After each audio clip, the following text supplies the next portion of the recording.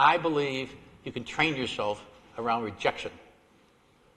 I think you can train yourself. The emotion that comes out of that immediately, and that applies to life. That's just not entrepreneurship. This is not about anything else. These are simple things.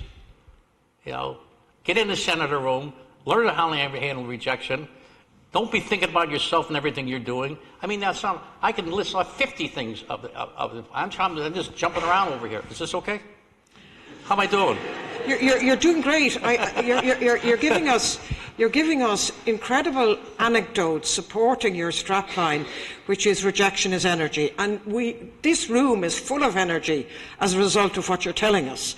But you said you used the E word, which I had read in business books shouldn't be part of business. And the E word that you use is emotion. And you talked about the emotion of rejection. You also said that you moved out of Cleveland to Philadelphia for a time because of the anger that you felt after what had happened to you with the first business. So I'd just love to hear your insights on the role of emotion in business. Well, it's everything. No one talks about. No one talks about emotion. No one talks about how emotional you are or anything else. You just go up and say, hi, I'm emotional. But I'll go back out and come in here and say, hey, I'm emotional. Okay. It's a great question. And I think when I talk about emotion and when I talk about rejection, I'm talking about, how to have this inner discipline, that takes control of those hard to manage things that are going on in your head. They go on in my head. They go on in everyone's head.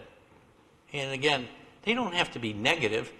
They just, if they're time consuming. So, and I like the word rejection, and I keep coming back to it. That's why it's up there. The rejection is just one way of, you can say emotion. You can say a lot of things. But am I making any sense when I say rejection? You get the idea of what I'm talking about here? Mm-hmm. You might use a different word, in a different language, but that's the facts. And I just got up one day, and my mother pushed me into it, think what other people are thinking, work hard, stand up, take charge. Little words. She wasn't that educated, but she's smart. She knew exactly what she was dealing with. Mm-hmm. Well, your talk about thinking about the people in your team, not all the people in your team want to be you. They have other ambitions for themselves. And I think your mother's advice about trying to put yourself into other people's heads is good advice in terms of understanding people. That's team building. Yeah. She was teaching me how to build a team. Mm. She wasn't coming out and saying those words, but in reality, when it came to that, I saw that in it. What is that person thinking about? It's one of the things, I've hired a lot of people over the years, great people. And at the company, if you're hiring a major person, it's got to go through kind of a small committee of 3, and they interview 7 people, and then the 3 candidates come to me. The first thing I do is I have them come in on a Saturday or a Sunday, or just to get them out coming in on, and I have them come in at the end of the day and listen to them. And I start every one of them, and it's amazing to that point. I say to each of those individuals, I say, let me explain to you what I think this job that you're applying for is.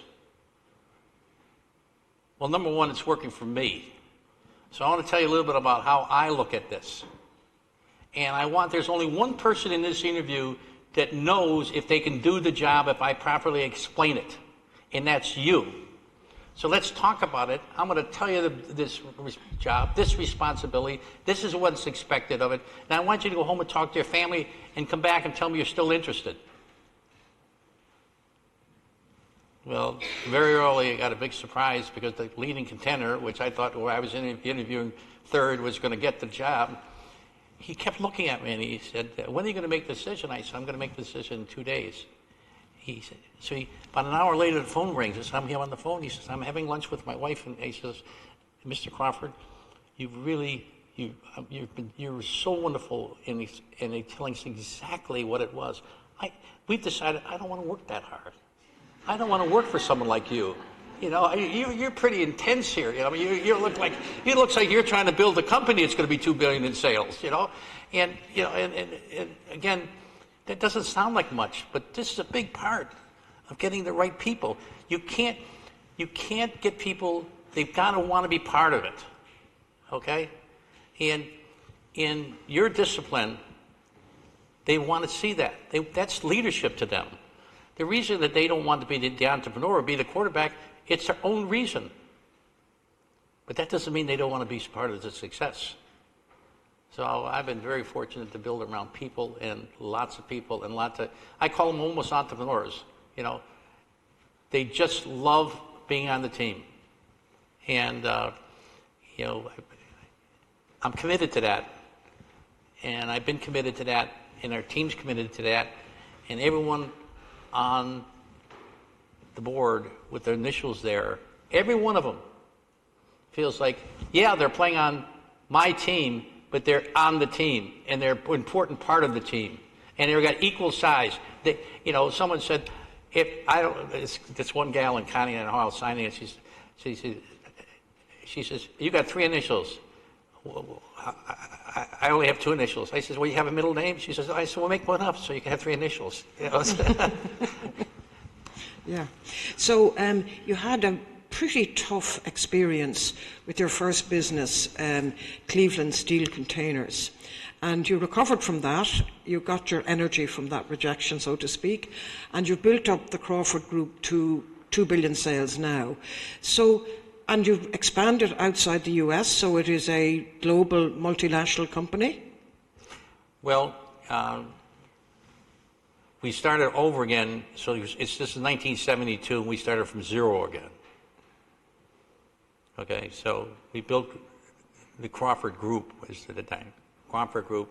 I spent the next 20 years building the Crawford Group. That's before I go on to do other things. And we built that business, you know, to about $300 million in revenues. And buying what would consider disabled assets. You know, what I learned, I couldn't make a mistake again, so I had to grow the company on cash flow, and I had to figure out how to finance the companies again. So I started talking to banks, and all of a sudden I found out all these banks, they had the same problem. They had lent to some people that couldn't run the company. So I was able to then, in the early 70s, borrow money against all the assets, receivables, the inventories, you know. So if I could buy something for $500,000, the only thing I had to come up with is $50,000. So I became a corporate doctor. So just the public company alone, from 1992 from 1992, Park, Ohio went from $60 million in sales. That's the big one. That's close to $2 billion itself. And it's grown through acquisitions. We acquired 125, we did 125 acquisitions in 12 years. We became very good at buying companies which had problems. And if you're going to start as a young way and you're kind of bootstrapping, you know, it's not a bad place to look. It's not a bad place to look, okay? It's tougher, but that's where you get your value. But you've got to be committed to yourself. You better have approached, can handle rejection. There's a lot of things you've got to get orally to take on a loser. But that's where the value was. So the banks would lend me money, and I would learn how to do it. But I was recruiting, for every company, I was recruiting good guards, good tackles, building a team. I knew that I wanted to be big a company one day in the future, and I was thinking of it that way. But we had to do it down in ugly manufacturing. We have 10,000 employees. When I was going through this incredible process in America to get this wonderful opportunity I have to be the ambassador, there were a lot of questions in the process. It took me 1 year and 7 months from the day I decided to go ahead and do this, and the president asked me to do it, to get through the Senate hearings and then the confirmation. What a nightmare. What a nightmare. But the one thing that helped me get through, particularly on one side, is that I've historically, it's not creation jobs. This is something else. it's not always about creating jobs. It's more important sometimes about retaining jobs. And I try to get this to the people in the political world to understand that, the politicians. If you lose a job, you got to create 2 to get back to where you were going. So stop just talking about I'm a job creator. Think about a job retender. So we got in the business of job retention. And we were able to convince a lot of people that we could save these companies, that we take the necessary, we take the rejection, we'll take everything, all the negative things there are, and we'll go from there. It was a great place for us to be because there's a lot of turmoil in the 70s and 80s in businesses and interest rates going up and everything else. And we were playing in an unusual field where anything we bought we had a problem. And that discounted down to the point where the risk could be taken. You had to be aggressive. You had to do things tough. You had to be different. But the question is, it worked.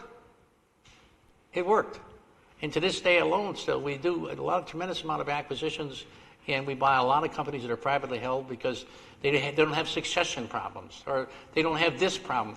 If, there are people calling us up, they want to sell a company to us because my son Matthew is the CEO and chairman of the company, and incidentally, it would surprise you, we control the stock, I don't have to go back. I'll never forget that trip, and I won't forget Mr. Towle either, but, you have to learn that story through me and don't do it.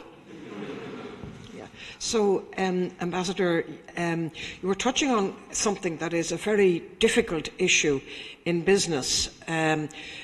You're here as the American ambassador to Ireland. You have this enormous company. So tell us a little bit more about how you're transitioning the company to a different phase, maybe management? Well,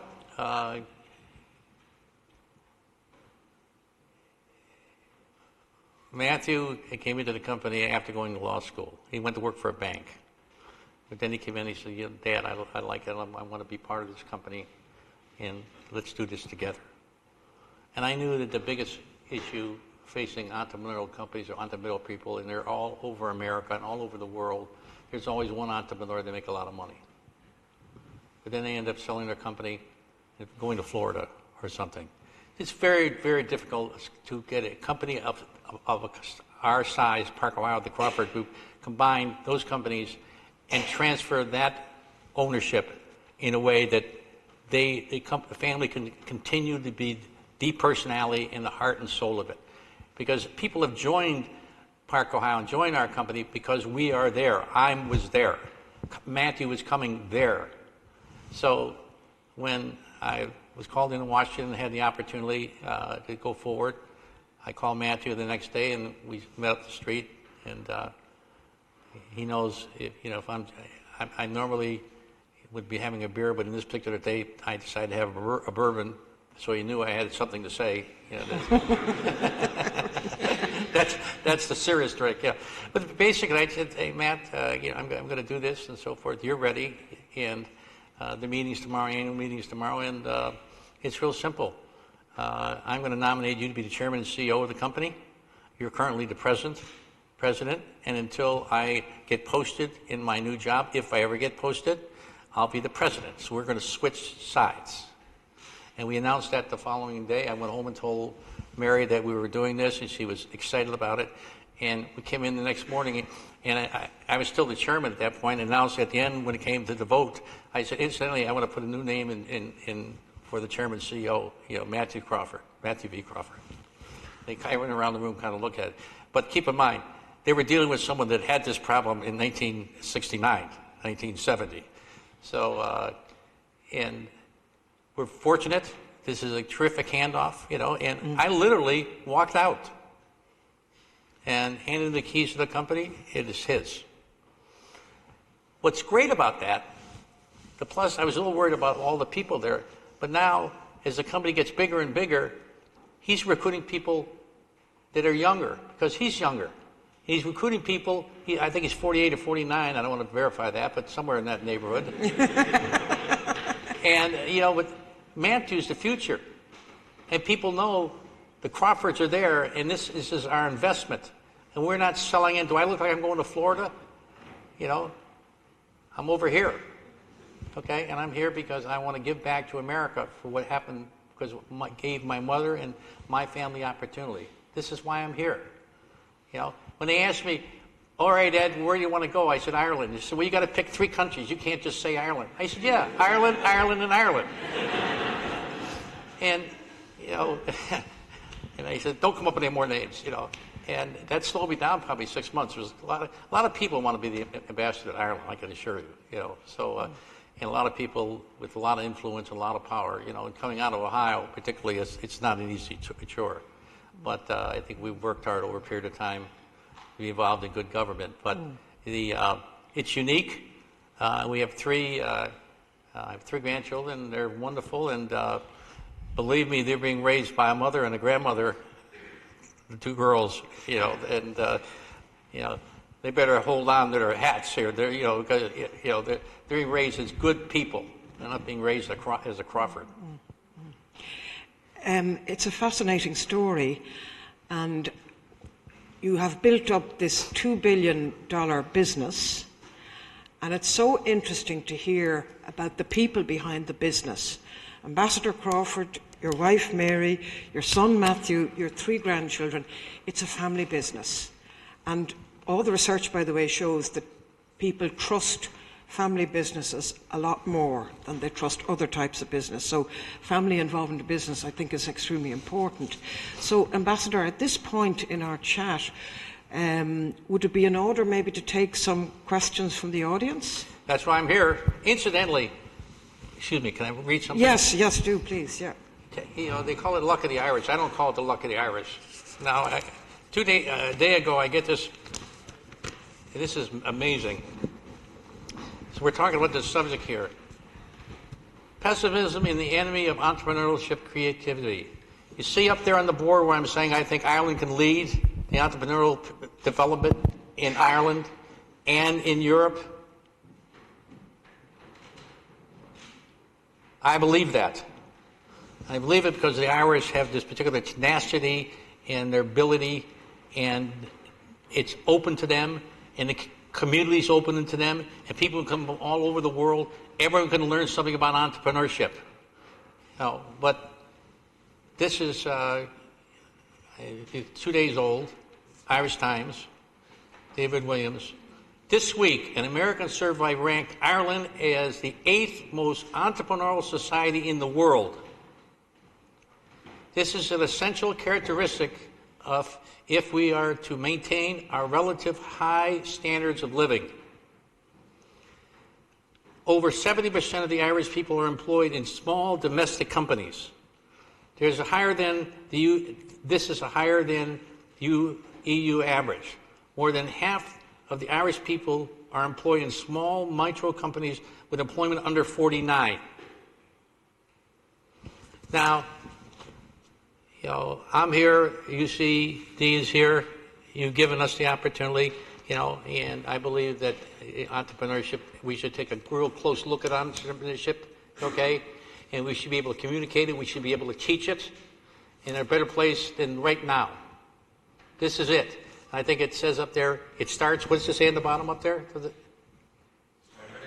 Starting today. I'm serious about this. So I'm going to answer any questions that you would have. I'm excited about this. I know I've talked a lot. You're terrific. Easy on me so far. I don't want any closing remarks.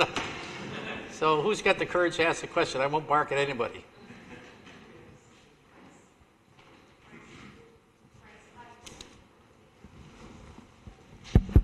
What advice would you give to an Irish entrepreneur hoping to pursue their venture in the US? Well, I was in Westport, sitting in a conference. I've been doing a lot of what I call workshops. Went up there where there were going to be 12 people sitting around the table. The wonderful gentleman from Coca-Cola was sponsoring the luncheon.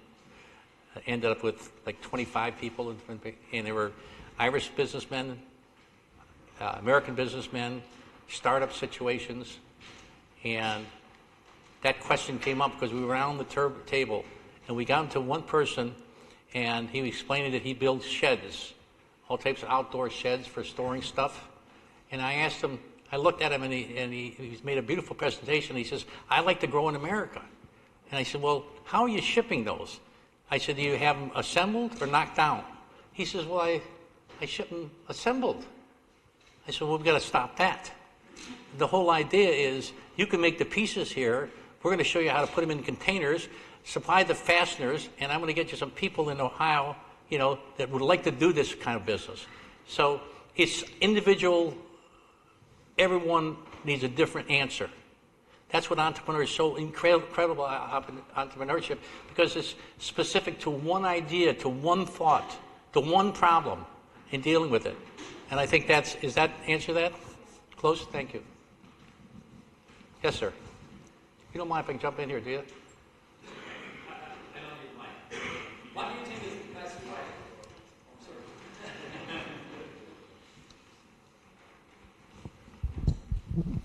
Thank you very much.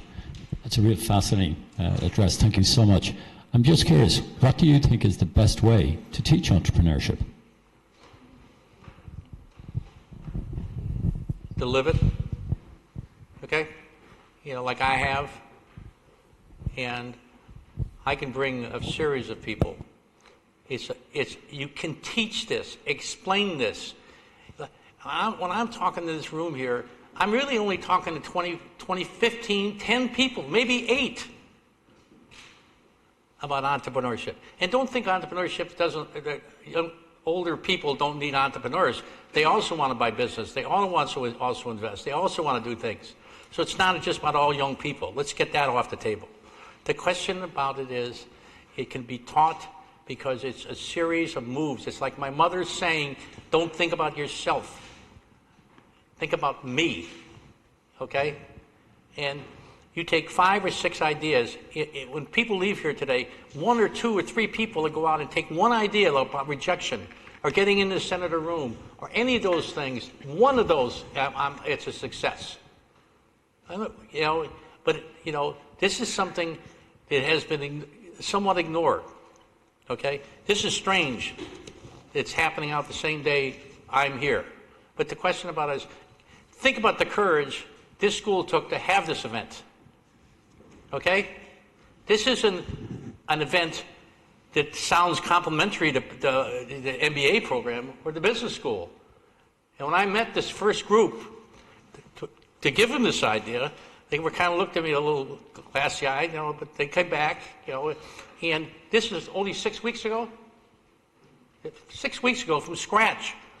Now, no one else had the courage to invite me over here. No one else had the courage to think about entrepreneurship especially, okay? But this school did, and that's why I'm here. And it's an important message. So it's messaging, and getting the people to do the message. But it is very complementary to an educational system. There's no reason why we can't, this school or good school, the Irish school or the colleges can't do this. They should be the best at it. The Americans, they're all over the place. And I have businesses all over the world. So I know who I'm competing against. And I like to gear up the Irish answer and thoughts about entrepreneurship, and all of you folks from different countries take back the idea. Or send someone else over here to learn anything about. Because you're just looking for ideas, right? And you're looking not to make any mistakes. But you're dreaming of being an entrepreneur and going back to your country being an entrepreneur. It's transfer. You can take all these ideas back to India with you. That's very efficient. So it's just simple like that. I mean, it's just, you got to believe in it, and people got to believe in it. We're here, aren't we? Yes. I hope I answered that question. I have a tendency to drift. I get it out sooner or later. Maybe I'll jump in. Yes, sir.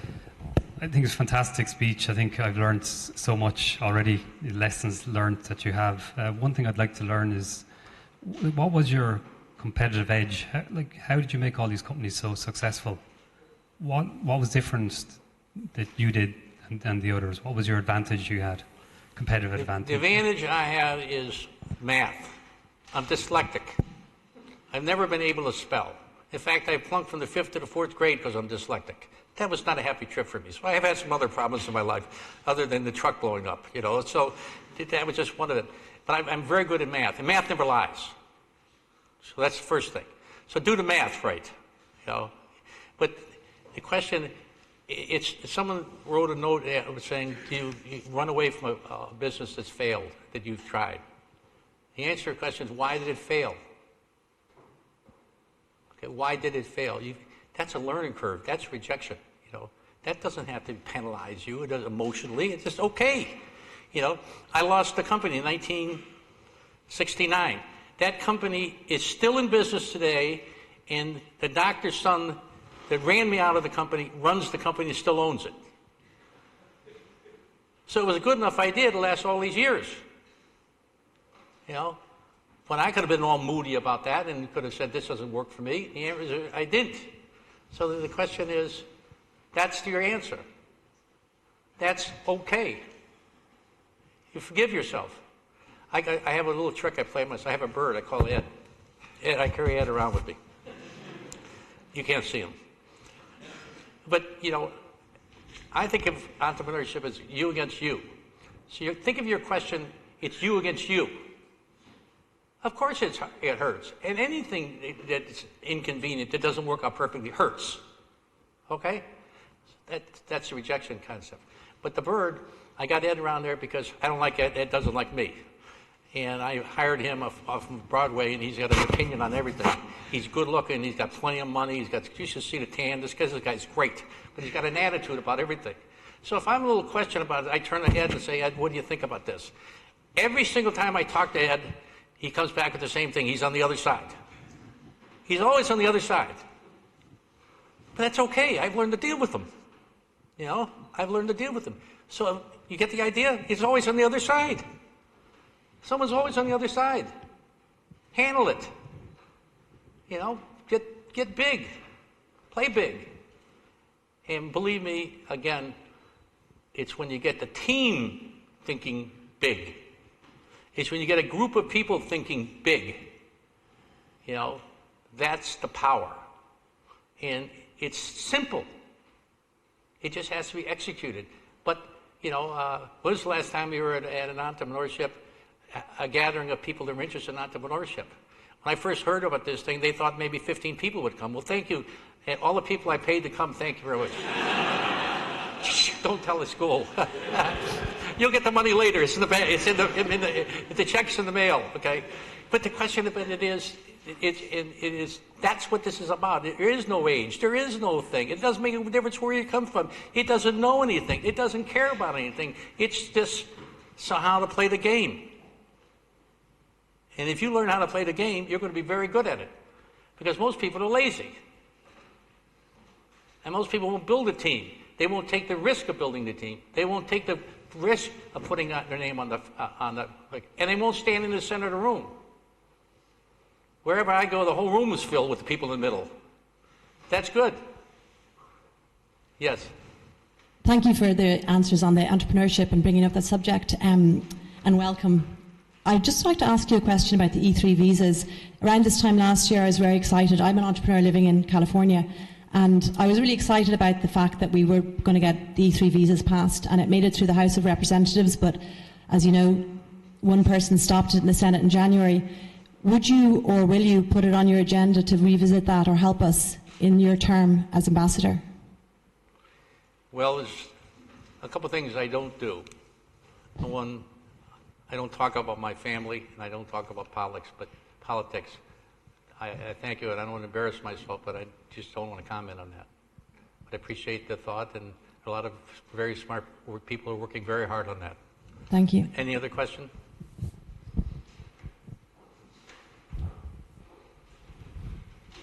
Ambassador Crawford, I'm here. Hi.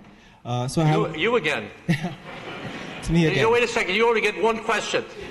You and I have talked upstairs. You were setting me up by asking me, trying to get some questions ready.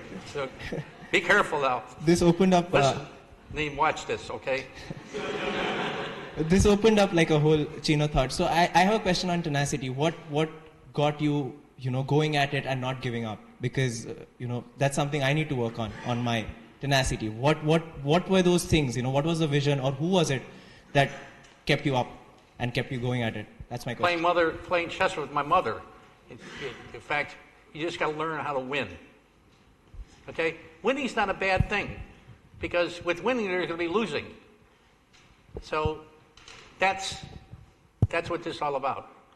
It's you against yourself. Am I right? And when you do something and you want to feel like getting out of there, you start, don't go talk to someone else. Walk around the building a couple times and talk to yourself. You can trust yourself. You're your biggest critic. Believe me, you're the biggest critic you're ever going to have inside your head. Just go there and dig in and find out where you are there. That you'll get your own answer. You don't need any answer. Just talk to yourself, because it's you against you. Stop thinking about anyone else. You against you, and you'll win. Yes, sir.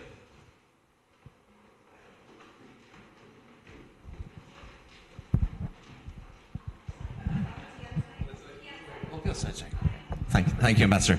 I do a lot of work in the area of social entrepreneurship, and the key area of difference there is supposed to be the mission, the motive.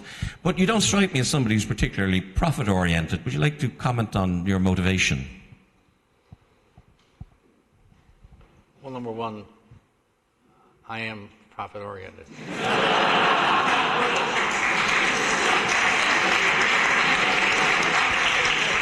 I didn't get all this money I can't spend by accident.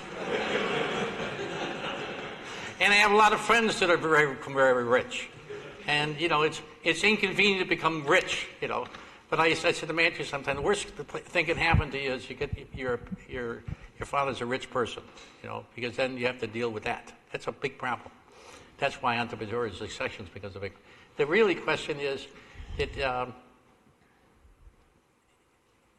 I just want to, I want to be on the team, and, I'll take the time, and I don't know why I ended up in all these businesses with labor, factories. Menendez, the senator from New Jersey, who knocked out every Republican that Trump ever suggested become an ambassador, when he asked me the question from the podium, and I don't know if you've ever watched this, it's pretty tense stuff. And he says to me, well, Mr. Crawford, you have 10,000 employees. Where are they? What do they do? He was asking me a question like I didn't know anything about them. That I inherited these employees. I hadn't built the company.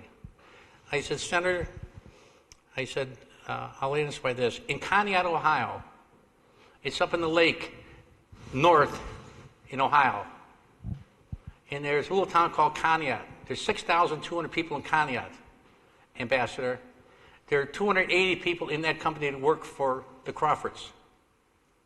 They come there every single morning and check in at 6:30, a time clock. I felt like saying, do you know what a time clock is? But my son was behind me and Mary was behind me, hitting me, don't go there, Ed. And I turned to Ed and said, shut up. So the whole issue, about when I said to him, they punch the time clock. And then at the end of the day, they punch a time clock. They're a little community. They don't even have a theater.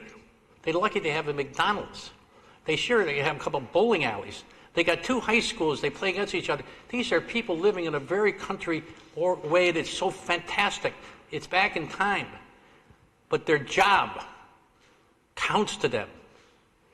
And ever since, so I said, Ambassador, I know all those people. And I don't know everyone in the company anymore, but the question is, they need me and I need them. I feel a responsibility, especially in the business I buy, because they got lots of problems. And, and it's been good for me. It's been good for my mental health. It's kept me going, and maybe it's why I'm standing here. It's created, in fact, some mission in my life that made sense, other than getting rich. It's not bad, that rich stuff, But the question is, hope that answers the question, because when I say me against me, in the me against me is a lot of people, and I'm very happy that I have helped and continue to do help. I want to give back, and I do that in the form of jobs, job retention. Very powerful. Yes, sir. First off, thank you very much for coming today. But I was just wondering, if you were to begin your journey again, where would you focus your attention and where do you see the greatest opportunities? You mean from an economic viewpoint, where you could predict the future and be successful? If possible. Is that what you're asking me? For a person that specializes in rejection, that's a good question, isn't it? If you can answer that, then yes, definitely. No, you're about halfway there. There's no easy way. But, you've got to give yourself a break when you start thinking about that. The chance of failing in the first adventure is going to happen. I failed in the first adventure, not for the reasons of running the business. I failed by trying to make plastic pails and expanding too fast. I should have waited another couple of years until I made enough money. So I made the mistake. I never held them responsible, never held my partner responsible. I never looked back on them. That was my mistake. I was told not to do that. But there is no easy way. Just go at it and say, if it comes apart, the only thing I want to know is why it didn't work. Because that's how you go forward. You can't pick them. And there's no easy business today. None. The competition is world. India, China, all of the Central American states, all the things, it's just competition all over the world. It's very tough. You have to work real hard. You're against a lot of people, so don't start with the idea you're going to win, The question is, but play to win. But be honest with yourself. And if it doesn't work, you say, okay, fine. Now the question is, do you walk away? Well, that's when it gets serious. But please understand why you're doing it to begin with and why you're not doing it again. And you won't hurt yourself. It's when you walk away and it feels like a failure that hurts. That's going to hurt you going forward. For me, if it doesn't go right, boom. Okay, fine. It can't be perfect. And people expect this from a leader. And if you're thinking that way, you want to lead. So the only way you're going to lead is get other people to be convinced that you can convince them that you can lead. So that's the way you got to think. Because they're going to be depending on you. So don't bother if you can't. There's no person that has a job with one person unless you're very lucky and you get a specialty.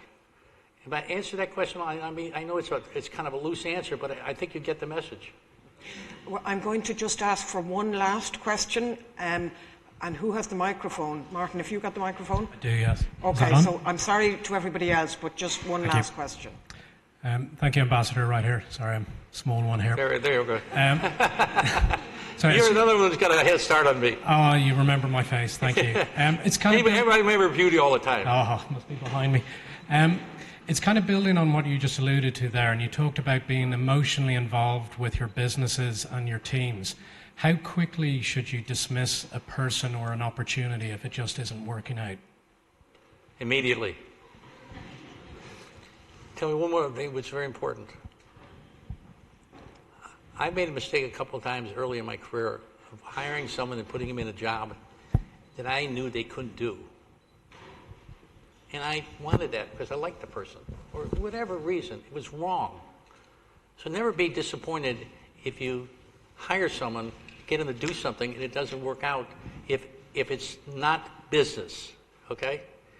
It's the most difficult thing, and I've had to let some terrific people go.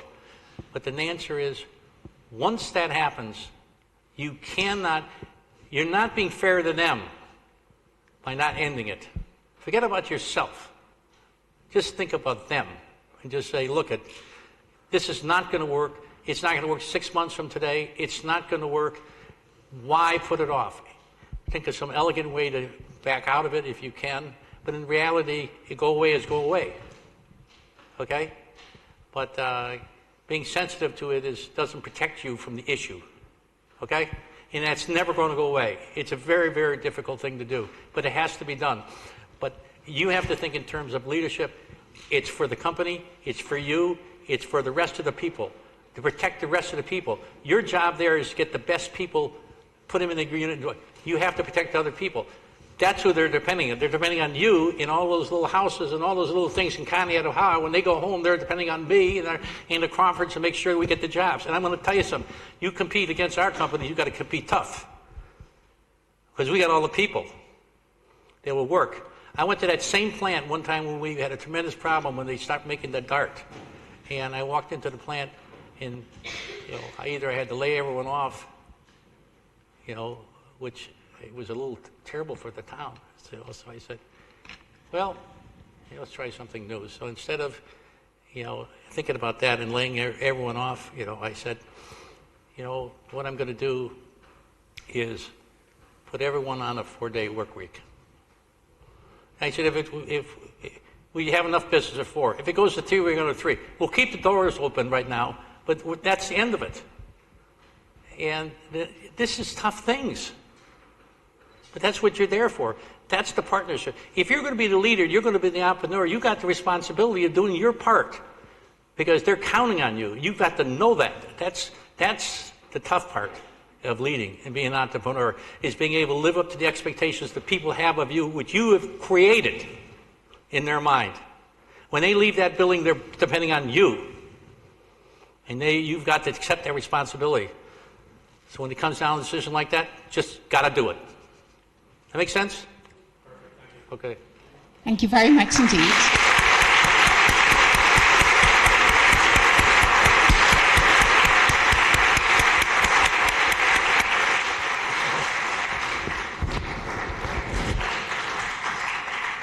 Thank you indeed, Ambassador, and we would like to make a very small thank you, a gift from the university, to thank you for your inspiration and for also a very engaging fireside chat with my colleague, Professor Niamh Brennan.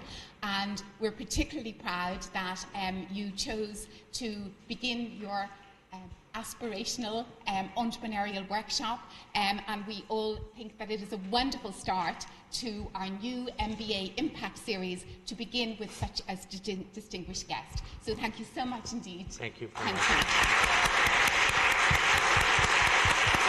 Thank you.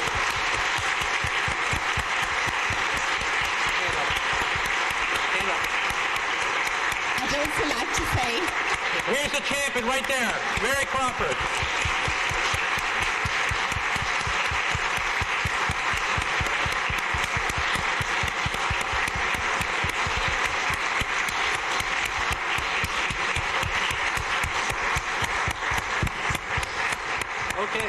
if I may say a few final words of thank you to my esteemed colleague, Professor Niamh Brennan, for so engaging in such a wonderful fireside chat and really enabling the ambassador to tell us his story. And I think what really came out of the story was the key role of mothers and the very important role that your mum played. And on that note... Very much.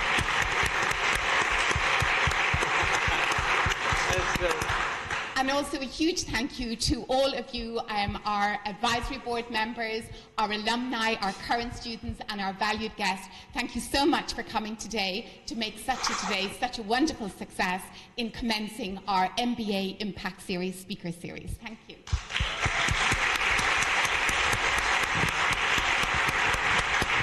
That worked. Great. Yep.